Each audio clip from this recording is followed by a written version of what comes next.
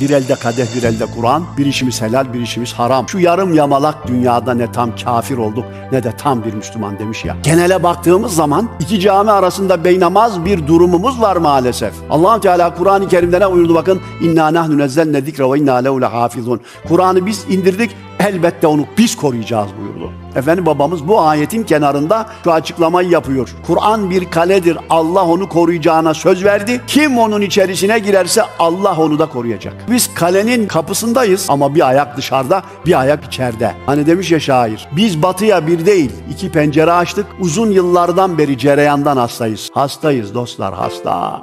Bir ayak içeride, bir ayak dışarıda cereyana kapılmışız, anlıyor musun? Bir rüzgardayız iki ara bir derede. Her tarafımız kireç tutmuş, boynumuz tutulmuş, belimiz tutulmuş, namaz diyorsun gelemiyor, sohbet diyorsun gidemiyor, zekat diyorsun eli cebine zor gidiyor, titriyor. Bir gir içeri, şu cereyandan kurtul.